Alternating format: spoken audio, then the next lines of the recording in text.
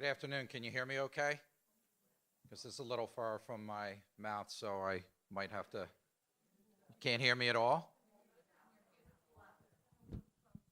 I have to work the microphone, work the laser pointer, and work the computer. The hands of a surgeon. What will you ask me to do next? So let's start with a prayer in the name of the Father, Son, Holy Spirit. Amen. Hail Mary, full of grace, the Lord is with thee. Blessed art thou among women, and blessed is the fruit of thy womb, Jesus. Holy Mary, Mother of God, pray for us sinners, now and at the hour of our death. Amen. Our Lady of Guadalupe, pray for us. In the name of the Father, Son, Holy Spirit. Amen. So fasten your seatbelts because this is going to be a whirlwind tour. This is a presentation that I normally give to our medical students at our boot camp every summer for the last 5 years. And so this is a lot of scientific information. I'll gloss over some of that stuff, but you'll be able to see that all the topics that we need to talk about in relationship to contraception involve a lot of different areas. It's not just a medical area. And for people to understand exactly why I'm coming from the point of view that I'm presenting and what I'm trying to tell you is the truth about these pharmaceuticals that really cure no disease and are really, in my opinion, are nothing more than a lifestyle drug. I'm not trying to offend anybody. I'm just trying to present the truth as I know it based on science. So my topic in reference to evidence-based medicine is what we're asked to do in medicine. The standards of care for the practice of medicine are derived from medicine that is based on evidence that appears in medical literature. And so everything that I present to you with its references, and if you want copies of the slides later, I'm sure that Molly's group will be able to make them available to you because they're not proprietary, so you can have access to them, but they're all referenced in medical journals, and so the information is accurate and valid. As I started out yesterday, and just as an overview, anthropologically speaking, the body of a human being can never be reduced merely to a group of cells. It's not just a clump of cells that we're talking about here. It's not just something that you call pathologically just, oh, it's really not a baby, it's really not anything. Once the egg and the sperm comes together, you have a new human being with 46 chromosomes and all the genetic information that if you allow its growth and progression to go forward will become what we are all here in the room. We were all at one time zygotes, and then we were fetuses, we were embryos, and then we were fetuses, and then we were infants, and then we were toddlers, and then we were adolescents, and then we were adults. So you just can't chop and draw a line somewhere. So Dignitas Personae in 2008 told us the fruit of human generation from the first moment of its existence that the zygote has formed demands the unconditional respect that is morally due to a human being and his or her bodily integrity. Theologically speaking, the human embryo has the dignity of a person. It is a human being. These are the battlegrounds and the laws and the fights that are going on all the time. And you may be asking yourself, what does this have to do with contraception? And believe me, we'll get there. But this just lays the foundation for what it is that these drugs and chemicals are doing when we're talking about human sexuality and human life. The origin of its human life has its authentic context in a marriage between a man and a woman and in the family, where it is generated through an act which expresses the reciprocal love between a man and a woman. The husband and the wife mimic and get to experience Trinitarian love. Now, what does that mean? Well, what it means in my estimation, as far as breaking things down, I try to keep things simple. The Father loves the Son so much, and the Son loves the Father so much, that that love becomes the third person of the Trinity. And that person is called the Holy Spirit, which we profess every Sunday in our creed as the Lord, the giver of life, who proceeds from the Father and the Son.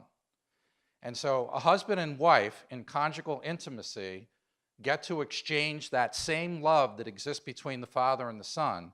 And in the presence of the Holy Spirit, that love becomes a third person, a human being that will exist for all of eternity in God's plan of salvation.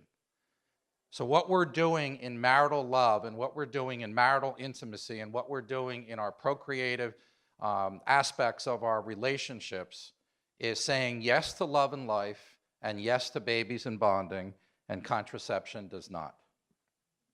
So what's the problem? I put problem in quotes here because it really isn't technically a problem, except that what our culture is telling us it is a problem. So we have somewhere around 61 million women that are in childbearing years between the ages of 15 and 44. About 43 million of them are reproductive age or sexually active and don't want to conceive but could. Most women only want 2 children. There are some that want more, and you hear a lot of stories and people talking about having many more children, but typically the US woman only wants to have 2 children. And so to achieve 2, she has to be avoiding, and I hate that word, which is why I put it in quotes, because to me as an English major in college, the word avoid means I want to avoid it, I don't want to go there, I don't want to go anywhere near there. I like the word postpone. I'm going there, but just not right now. And so postpone is a much better word for language rather than the word avoid. So about 99% of women between those ages of 15 and 44 who have been sexually active have at some time or another used some form of birth control, and only about 2% use natural family planning. And natural family planning is non-contraceptive, and we'll talk about that in a little bit. Currently, 62% are using contraception, 28% are not because they're either pregnant or breastfeeding, or they're infertile, or they're postpartum, or they're abstinent or virginal. So we have about 10% of the population who are sexually active who are at risk for an unwanted or unplanned pregnancy not using contraception, and you have about an 85% chance of conceiving in 1 year if you're sexually active and not using anything. And the highest risk for conception is between the 15 and 19-year-olds. So 67% of reproductive women use reversible methods, and 77% versus 40% in the married versus unmarried. So if you want to see why we have so many unmarried children of unmarried relationships happening, it's because there's a very low percentage, even though it's available, as readily available as the married, and I'm not condoning that, but you can see that it's almost half. The cohabitors, only 90% of them use contraception. The remaining, they rely on sterilization, and the majority of these are female. And this is the first place that you're going to see this because, in my opinion, being in women's health care for 40 years, this is an attack on women.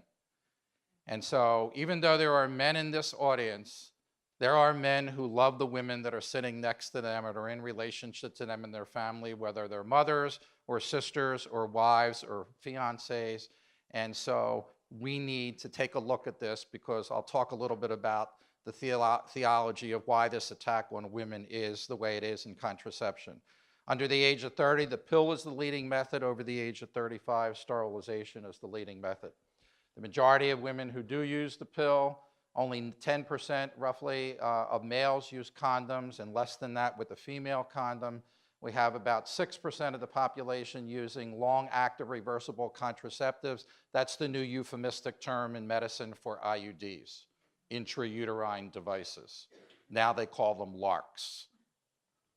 And that's the number one recommended by the CDC, Center for Disease Control, contraceptive for teenagers. And why is it recommended for teenagers? Because they're kind of not as reliable at remembering to take their pills or remembering to carry a condom around with them or remembering to have a spermicide in their purse in case something comes up, because the guys are never prepared because they don't care. And so if you put an IUD in a 16-year-old, some of the IUDs are good for 10 years. So you don't have to worry about anything for 10 years. So it's hands off, hands free. It's like talking on your Bluetooth in your car. You don't have to dial anything. You don't have to do anything. You just have to let it go and it's there. And so they're recommending that that's what they use. I told you that about 2% use NFP. That's actually now down to about 1%. And so we have a very, very small percentage population that's accessing that. And as I mentioned, the CDC is recommending the LARCs for teenagers.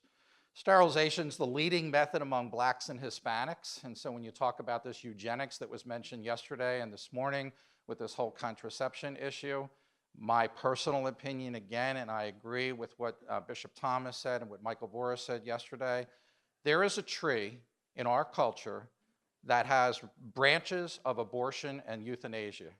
And the roots of that tree, in my opinion, are contraception. That is the root of the tree. And you can go after the branches and prune it and trim it all you want, but if you don't go after this, and it's our fault, meaning doctors, and I'm standing up here in front of you, and I'm one of them, and I'll tell you a little bit about my transition and my conversion if we get to the end here and we have a little bit of time. So there are about 7 million who use barrier methods, 2.5 million teenagers that are using contraceptives, the majority of them the pill. Some of them are still using withdrawal. Some of them, very few of them, a little bit more than half, use condoms. A very small percentage of them are using LARCs, and about 1 in 9 have used emergency contraception. If you're looking at Catholics and Protestants, the extent of the problem, it's almost the same. And so it's irrelevant. It doesn't matter what the church teaches. This is what is reality in our culture and in our society. And most contraceptives, almost all now because of the Obama mandate with the Affordable Care Act, mandate coverage for contraception. And we'll talk a little bit about the economics of this, but somebody's got to pay for it. They may be free to the patient, but somebody's got to pay the companies that are manufacturing these products, and so we'll get into that a little bit. One of the things that I found when I started getting into my pro-life ministry 20 years ago was that I looked at, you heard earlier, if you listened to Elizabeth Johnson, about some of the tactics that we have to use in the pro-life world. So when I want my statistics and somebody wants to argue with me that what I'm saying is wrong, I got all these statistics from the Guttmacher Institute, which is the analytical arm of Planned Parenthood. And so if somebody wants to argue with me about, oh, that's not true, those numbers aren't correct, I said, well, just go to Planned Parenthood's website and look under Guttmacher Institute, and that's what you'll find. So keep that in mind. Now, some of this, you heard a little bit yesterday about population control, and we need contraception, and you heard some of the fallacies that were brought up. These are the birth rates that are projected out there. In the United States, we have a birth rate of 2.06, and that's only because of the Hispanic population in the United States. If we didn't count Hispanics in the United States, our birth rate would be down around 1.7. You need 2.1 for zero population growth. My wife is in this audience, okay? So I'll use us as an example. The two of us leave the room. In order for the population in the room to stay the same, 2 more have to come into the room to have zero growth of population in the room, okay? 2.1 because there's miscarriages. And so we have a group of countries that are not at replacement value, and you look at Catholic countries like Italy and Spain, they will be contracepting themselves out of existence within the next generation unless something happens. Germany and Italy now are paying couples euros to have children because their populations are so low and because they're not growing. A little bit of the spiritual dimension. The reason why the church teaches what it teaches, and the reason why this is even an issue and a topic for conversation, and this is all in Humanae Vitae, and I'm so thrilled to be able to give this presentation in relationship to the 50th anniversary of Humanae Vitae because it was a milestone in my own personal conversion. The unitive and the procreative elements of marital love can never be divided. If it is divided, then God is left out of the marriage. You separate love and life. You separate babies and bonding. That's what the marital act is all about. God could have created new life any way that he wanted. He could have babies grow on trees, boy trees, girl trees. Somebody wants one, it's the spring, I'll take that one. Guy takes it down, you go home and take it down. Any way he wanted. But he decided, male and female, he created them. And the two become one. And my wife and I do chastity and abstinence talks for 7th and 8th graders in our parish. And I ask the kids, what is the first commandment that God gave man? And of course, they all say the Moses first commandment, I am the Lord thy God. I said, nope, go back further. In the garden, be fruitful and multiply and fill the earth. This is what I charge you to do. And if you read John Milton, I told you I was an English major, so it's morning. in the 1600s who wrote Paradise Lost, he tells the story that the reason for the fall of the angels is because Lucifer found out that God was going to create a creature that he was going to give a body to and the ability to co-create new life. And he said, what am I, chopped liver? And a battle ensued, and a third of the angels were swept from heaven. And so John Milton portrays that in his Paradise Lost. So our catechism tells us, however, that periodic continence, that means abstinence from engaging in any marital activity, that is, the methods of birth regulation based on self-observation of infertile periods, is in conformity with the objective criteria of morality, whereas in contrast, every action, whether in anticipation of or the development of its natural consequences, proposes as an end or as a means to render procreation impossible, is intrinsically evil. People don't like that phrase, they don't like that word. The church does not use it frequently, it does not use it often, but it uses it very judiciously in relationship to contraception. This, from the Catechism, a couple of paragraphs later, is something that is very difficult. And if you heard me yesterday, I talked a little bit about our infertility problems at the beginning of our marriage, and that my wife and I have an adopted child as well as a biological child. But children are not something that's owed to one. They are the gift, the supreme gift of a marriage. Totally a gift. They are not objects. You don't have a right to a child. It's not a piece of property.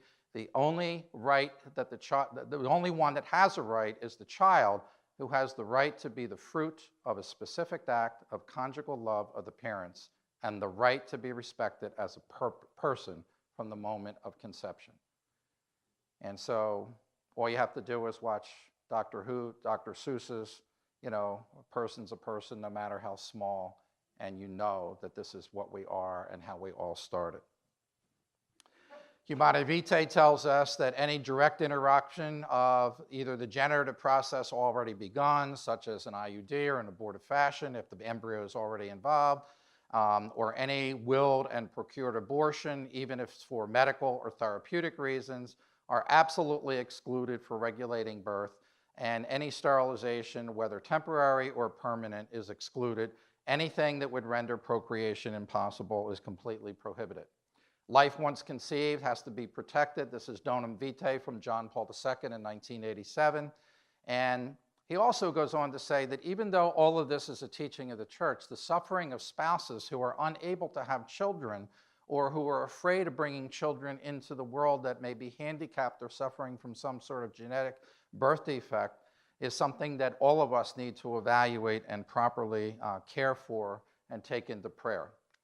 In his encyclical, The Gospel of Life, which was mentioned just recently by Bishop Thomas in 1995, John Paul warns us that a new cultural climate is developing and taking hold, which gives crimes against life a new and, if possible, even more sinister character, giving rise to further grave concern.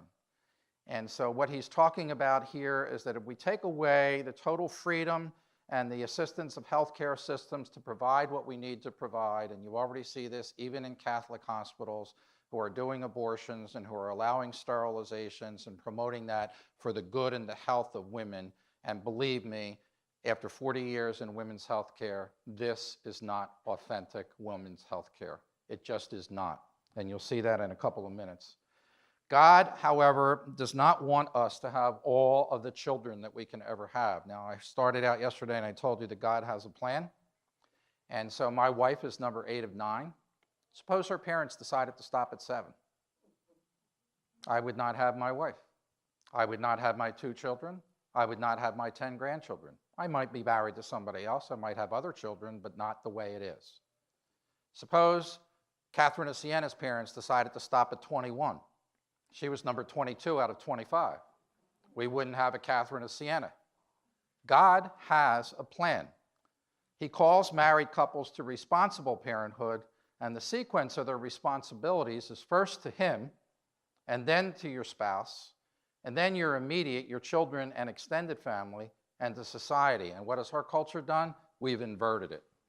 Your primary responsibilities to society: population, poverty, food, climate, everything else, and not to God. God knows how to take care of his universe that he created. He knows how to take care of his planet. He knows what we need. We do have to be good stewards. However, periodic continence, as I mentioned in the Catechism, and methods of NFP do not violate the dictates of God's plan for life and love. The other question that you might want to ask yourself philosophically is, if there was already a method that you could use that was 98 to 99% effective and cheap and had no side effects, then why do we need the pharmaceutical industry giving us, quote unquote, artificial contraception? And the other thing, we just heard that the supreme gift of a marriage is a child. The most serious side effect, in quotes if you will, of natural family planning's quote unquote failure, if you want to call it that, is a child, which is the supreme gift of a marriage.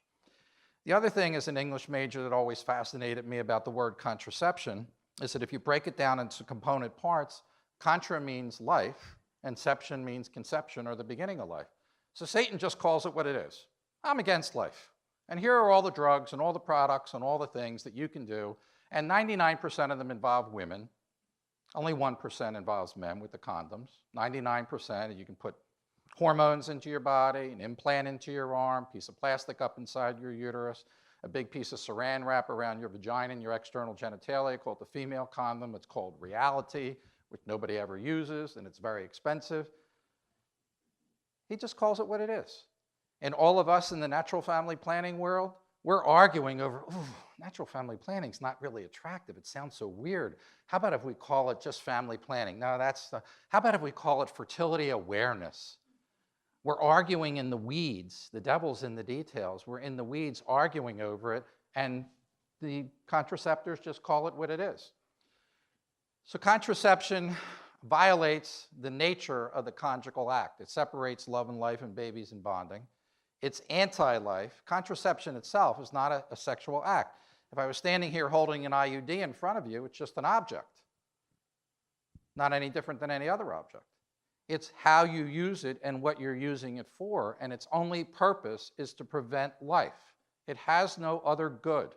It has no other purpose. It has no other need. It has no other function other than to prevent life.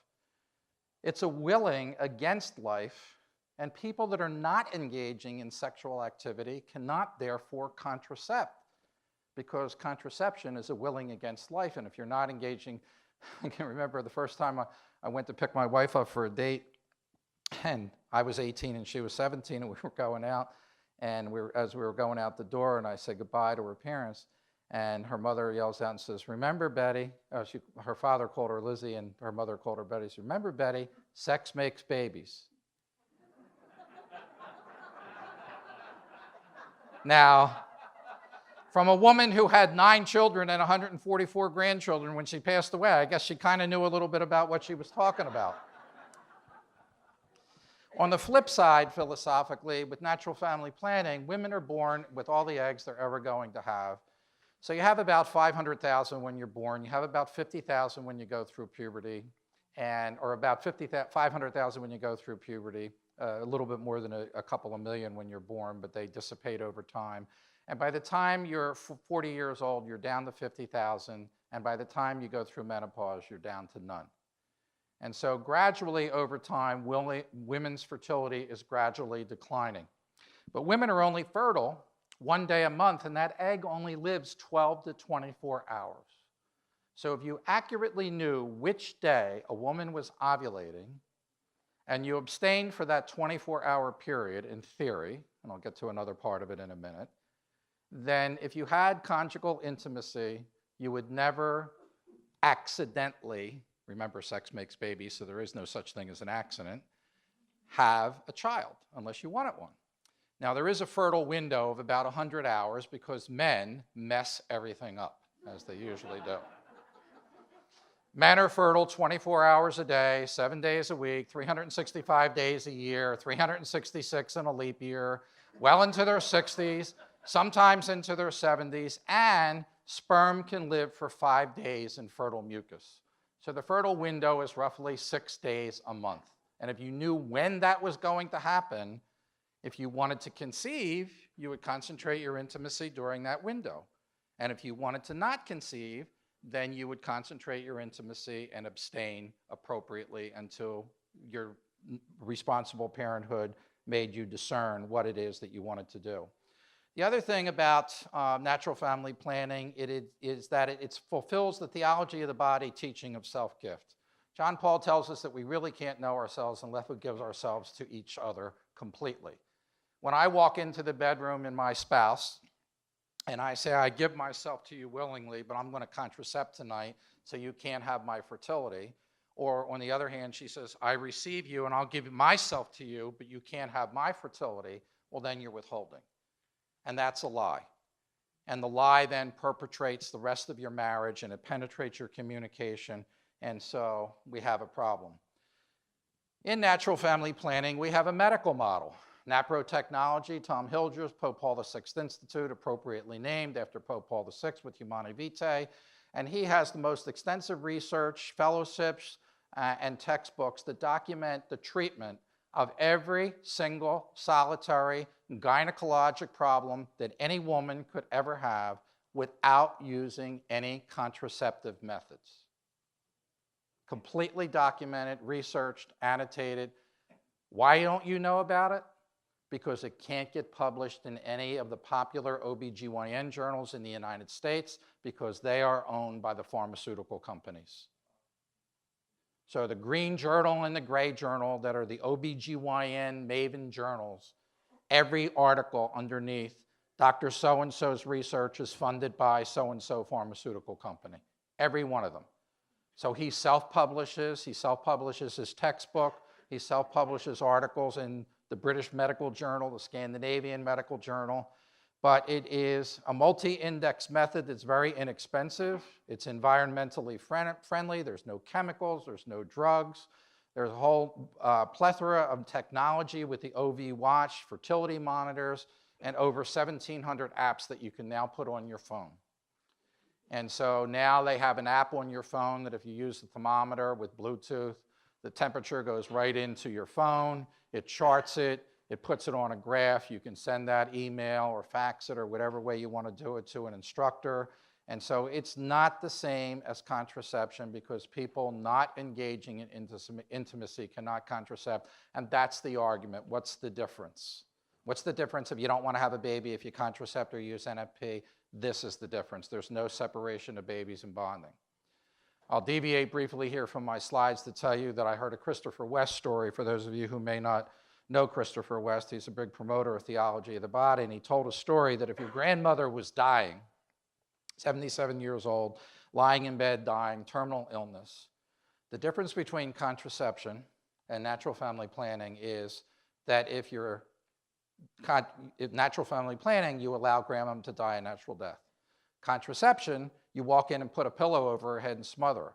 Outcome's the same, dead grandma, but there is a difference in the means. So you can't justify the end with the means. So natural family planning has no side effects. It's easy to learn. It's very inexpensive. It accommodates itself to age and variation for women. It allows the partners to participate. It's participate, and it's compatible with God's plan for life and love. Now, what are the reasons that people use the pill? And I'm going to get to the real reason at the end, but I'm just going to say most of the time they use it to prevent pregnancy. Sometimes they use it for cramps and irregular bleeding and PMS. The newer indication is for acne, but it can stop your periods, and there are a lot of people that don't want their periods, so they like it because it's convenient. But it doesn't treat any condition. There is no scientific article that's ever been done, any studies to prove that it does anything for endometriosis, ovarian cyst, abnormal uterine bleeding, pelvic pain, polycystic ovarian disease, or anything else. No scientific study anywhere. If there's anybody in the room that knows of one, please contact me and let me know because it'll be news to me. Because it's just not out there. And I go to medical conferences every year, multiple times, for CMEs. And they just don't have the studies. Sometimes it's because the parents want it for their kids. Going away to college, going to put you on the pill, I don't want you to get pregnant. They don't even have a discussion about it. They don't even know what they're doing. Well, let's talk about some of the hormones for a minute. In the year 2000, the National Toxicology Advisory Panel put estrogen on the list of carcinogens. So estrogen is a human carcinogen. In 2005, the International Agency for Research in Cancer published a monograph naming estrogen progesterone pills, the most common form of hormonal contraception, as a class 1 carcinogen, up there with asbestos, nicotine, all these other chemicals. A carcinogen, that means it causes cancer. International Agency for Research in Cancer. Monograph 91, look it up, pull it up, give it to your friends. 2006, Chris Kallenborn, a friend of mine, internal medicine, Latrobe, Pennsylvania, published a meta-analysis looking at all the studies in the literature showing a 44% increase in breast cancer if you take the pill for more than 4 years before your first full-term pregnancy. I'm not going to get into the physiology of breast anatomy and everything right now because it'll take a little bit too much time. In 2009, Dole published an article showing a 340% increase in triple-negative breast cancer in the Journal of Cancer of Epidemiology and Biomarkers. Not something that I read as a practicing physician every day. And triple-negative breast cancer, for your information, is the hardest to treat because there are no hormones involved, so there's no antagonist that you can give. Health Magazine, 26% increase of breast cancer. Lancet Magazine in 2003, increased risk of cervical cancer secondary to hormonal contraceptives. Now, what's that all about? Well, we all know that number 1 sexually transmitted disease is human papillomavirus, and we all know the human papillomavirus causes cervical cancer. So what's the relationship with the pill? When you're on the pill, it turns your cervix inside out, just like pregnancy, because the pill mimics pregnancy. It gives you high hormone levels. So women that are pregnant have a heavy mucousy discharge because their glands are turned inside out and the mucus plugs the cervix. You know, the mucus plug that you lose before you go into labor type thing? Well, when your cervix is turned inside out, the cells that are inside that are now exposed are much more susceptible to the human papillomavirus, which is not protected against with condoms. And once you have it forever. And so there's no treatment. And so that's how it increases your risk of cervical cancer. So with his overview, which was the most extensive published in 2006, we definitely have a relationship between breast cancer and the pill. You can see that the World Health Organization talks about venous thromboembolism, which is blood clots with an increased risk of stroke, heart attack, and high blood pressure. With the 3rd generation progestins, which is a type of hormone that was originally used in Europe before it came to the United States, we had a 2 to 6-fold increase in blood clots. And the longer you take it and the older you get, the higher your risks are.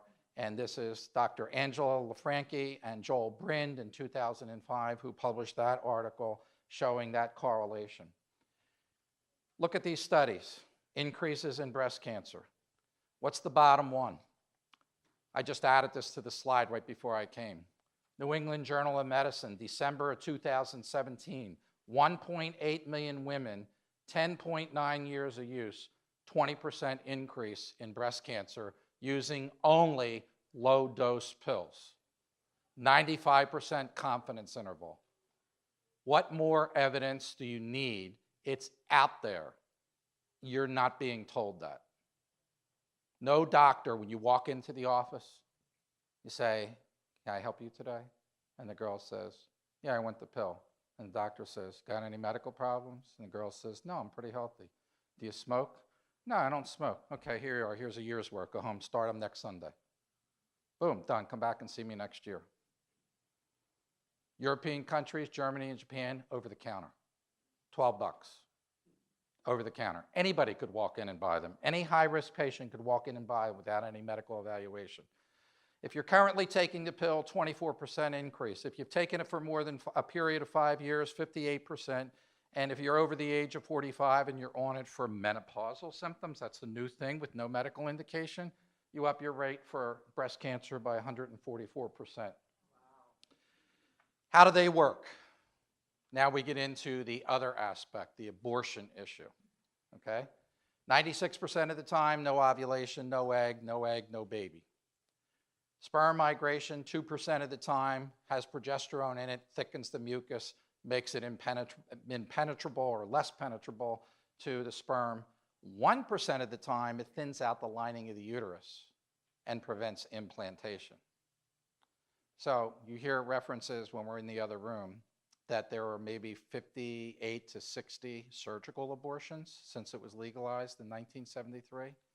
The Catholic Pharmacists Association estimates that there are over 600 million chemical abortions since 1973 from women taking the pill 1% of the time, multiplied by 12 million women a year through 12 cycles a year over the last 50 years.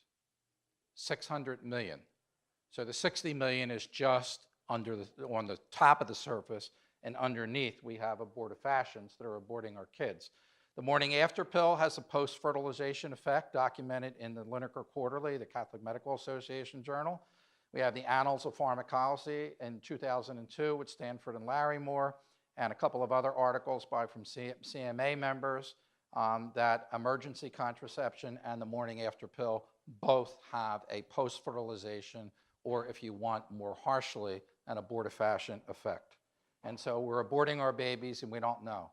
These are the studies on HPV. I told you what the incidence with the increase in cancer. It's estimated that 50% of the population is infected with the HPV virus and doesn't even know it. The only way it shows up is an abnormal pap smear. There's no blood test, there's no culture, there's nothing else. And about 80% of females have it by the age of 50. And men don't have any symptoms either. And they don't care because they don't get anything. Although there's some penile cancer and some lung cancers now and some throat cancers that are related to oral sex, but that's not in the literature that much that people know about. These are all the percentages that if you use the pill for more than 10 years and you have HPV, you're almost 100% guaranteed that you will end up with some form of cervical cancer. So we have high blood pressure, blood clots, heart attack, stroke, liver tumors, gallbladder disease, deaths, 40 of them from the patch. You don't hear about the patch anymore. Breast cancer, cervical cancer, and depression, all associated with hormonal contraception. John Paul II tells us that natural family planning challenges us to respect the body of our spouses. There's a new one. Respect of life, not just preborn in utero, but everyone. Love God, love your neighbor as yourself. It encourages tenderness between the spouses. You actually talk. What's your temperature today, hon? Are you wet or are you dry? I don't know. I have to put it on the chart. Oh, wait a minute. We're in a fertile window. Okay, the honeymoon starts next Wednesday. Okay, fine. I'll bring home flowers. And every month you have a honeymoon. Every month you have a re-engagement. Every month you have a conversation. My wife and I do pre-K, and most couples spend more time talking about the cardstock that they're going to use for the place invitations at the wedding than they do about how many children they're going to have and when they're going to have them. It favors education of an authentic freedom. It's an innate language. It's written on our hearts, the natural law, and it supports babies and bonding and love and life. On contraception, he says, it's an objectively contradictory language. It's completely opposite of love and life. It's saying, yes, I want you, but no, I don't want your eggs. Yes, I want you, but I don't want your sperm. It's about babies and bonding. It leads to a positive refusal of an openness to life, and it's a falsification of the inner truth of conjugal love. Now let's look at the social implications. We've had an increase of the divorce rate from 5 to close to 41%. It was 5% in 1960. It's now 41%. What year did the pill come on the market? 1960. Where are we now? Is there any correlation? Take a graph and plot breast cancer, divorce rate, pill. 3 parallel lines since 1960. All on the same graph. Children affected by divorce, over 400,000 to 1.2 million. 54% of children grow up in single-parent households, and the rise in divorce parallels the use of contraception. What are we doing to ourselves? We have an increase in the number of unmarried women that are giving birth. 40% of all of our births are now to unmarried women. Almost half. Increase in child abuse and neglect, abortion parallels the increased use of contraceptives. Geez, I thought birth control pills were supposed to cut down on abortion. Well, you pro-lifers are supposed to be in support of birth control pills. So what's the problem? I'll tell you what the problem is. There's a 1% failure rate with the pill. 12 million women are on the pill. 1% of it fails, even if you take it the way it's supposed to happen. You went into it saying, I don't want a baby. It failed. Now you have a baby. But your attitude is, I don't want a baby.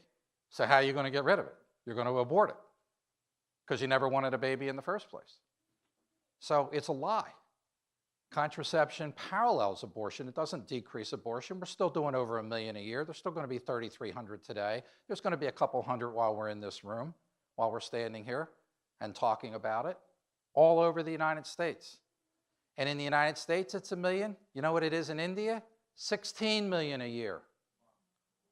And you know what's going to happen? Ireland is looking at their parliament and they're looking at their constitution to change from pro-life to pro-abortion in April of this year. All over the world, hundreds of millions of children. So we're seeing an increase in violent juvenile crime, drug abuse, suicide, depression, all sociologic ills. Now look at this. Sexually transmitted diseases, 20 million new ones every year diagnosed, one quarter, 25% of them in teenagers. In 2000, $8.39 billion in 1998. We're now up to $16 billion in 2016 on sexually transmitted diseases. Only because of one behavior. It's not because I walked into the room and I gave you my whooping cough or my measles or my mumps or the flu or anything else. All this thing about Zika virus, all this thing about flu and flu shots and everything. Look at this, $16 billion for STDs in 2016. And Planned Parenthood, between 2002 and 2008, got $2.5 billion, and they get $500 million every year from us in our tax dollars. The pill, $600 a year if you're buying it on your own, $6 billion. Abortions, 3.9, almost $4 billion, because the backup is abortion if your pill fails or if your method of contraception fails. Psychologically, we see decreased libido. We have a change in hormones. You know, there is a histocompatibility complex where people give all certain chemical odors to themselves that attract males to females and vice versa. When a woman's on the pill, it changes her major histocompatibility complex, and men who would not normally be attracted to her become attracted to her, and when she goes off the pill, her hormones change back, her pheromones change back, and now they're not compatible. And they end up divorcing. And so they've seen these in the studies that they've looked at. There's a continued violation of natural law. There's a decreased self-esteem, looking at women as sex objects, and an increase in pornography. So all the things that John Paul predicted that you heard yesterday and this morning with Dominion, where all have come true that Pope Paul VI predicted in 1968. So we're wounded by this culture of death. And I'm part of the problem. And the reason why I'm part of the problem is for 21 years, I abused you women, maybe not anybody in this room because I'm too old, but I abused you women for 21 years by giving out hormonal contraception and putting in IUDs and putting in hormonal implants and doing sterilizations. And 20 years ago this Lent, I was confronted by a Catholic priest at a Bible study who was introduced to me and asked me what I did for a living and asked me what I did about contraception in my practice. And I told him that that's what patients come in for and that's what I'm trained to do and that's what I do. And he asked me, so how do you reconcile that and coming up to receive the Eucharist on Sunday? And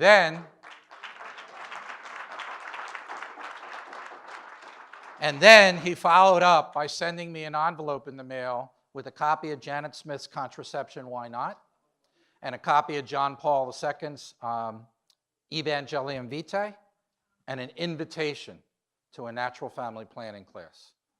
And the following Sunday, I did not get out of the pew to receive the Eucharist. But I said to my wife, how can I give up contraception? I'm going to get fired. My partners are going to, what am I going to do? I don't know anybody that doesn't do contraception. This is not what I was trained to do. I've been doing this and doing it really well for 21 years. And she says, well, I'll do whatever it is that you decide to do. 6 months later, I heard her homily, the first one ever from a brand new priest from St. Charles Borromeo Seminary. And it was against contraception, abortion, and euthanasia. And his finger landed up 6 inches from my nose. My son said to me, "Dad, I think he's talking to you." And the next day I went into my practice, told my partners. I had my salary reduced by 1/3. We had to sell our home, downsize our life, changed everything, and I became involved in the pro-life movement and an NFP-only OBGYN, and the rest is history, and that's why I'm standing here today.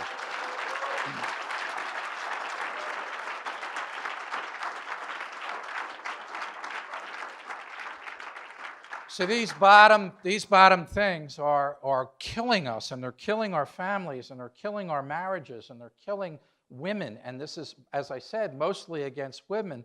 We treat fertility as a disease, and I want to fast forward here a little bit past.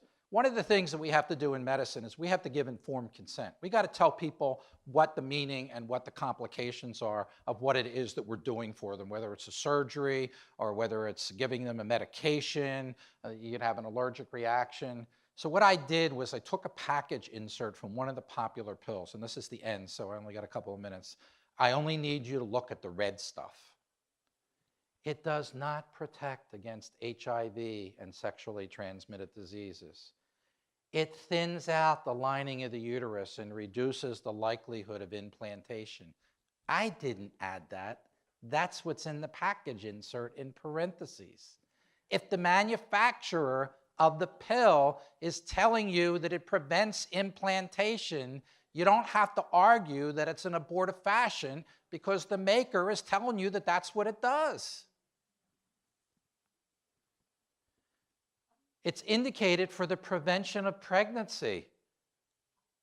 And now you can use it to treat moderate to severe acne in females over 15 who have no known contraindications, who have had their first period, and they're unresponsive to other anti-medications and desire contraception. It's not the #1 drug of choice for pimples, ladies and gentlemen. It just isn't. Talk to a dermatologist. Oh, and here we have a risk of heart attack, thromboembolism, stroke, liver tumors, gallbladder disease, and underlying risk factors such as obesity, diabetes, and hyperlipidemia that may increase those risks. 54 studies, meta-analysis, thanks to Dr. Kallenborn. Small increase in the frequency of the risk of breast cancer. You got a little bit of chance of getting cancer. Wouldn't you want to know that before you go on the medication? So you go to the airport, you got tickets to Disney, and they say, you know, we land most of the time, but occasionally we crash. You going to get on the plane? Risk of cervical cancer, liver tumors, blood clots behind the eye, and earlier studies, an increased lifetime relative risk of gallbladder surgery because of the estrogen and the hormones. So everything passes by way of the family. The most important foundation to keep safe is the family for the good of society. We all have a responsibility for that. We're all part of God's family. We're all brothers and sisters.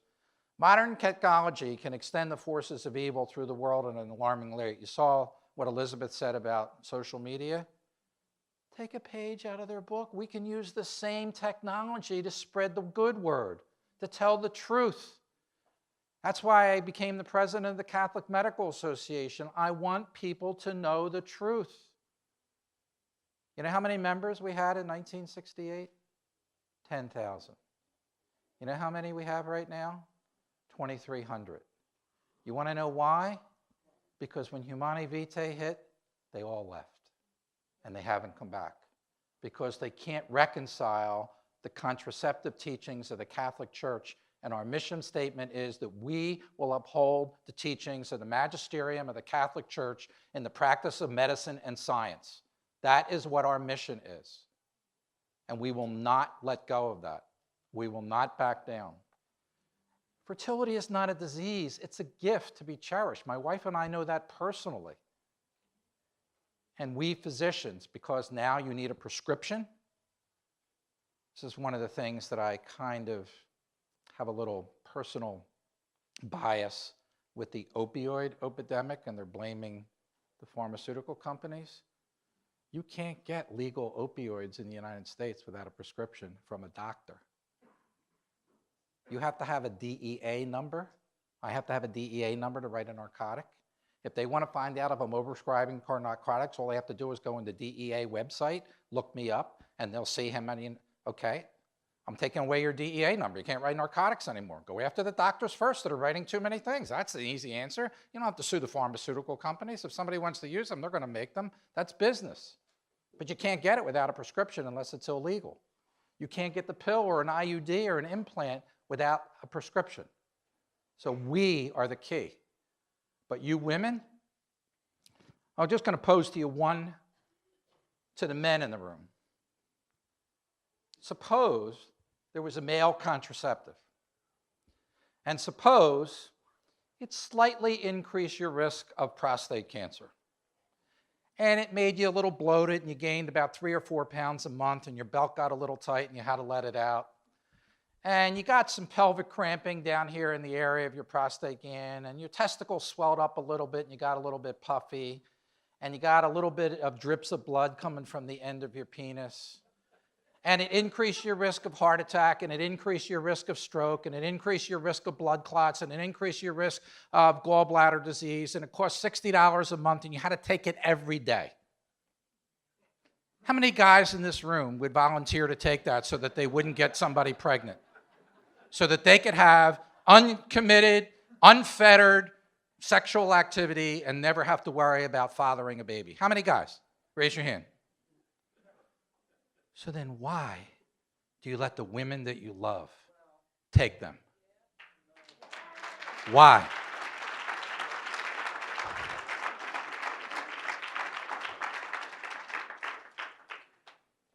So I think the final thing I want to leave you with, you can turn the lights back on if you may.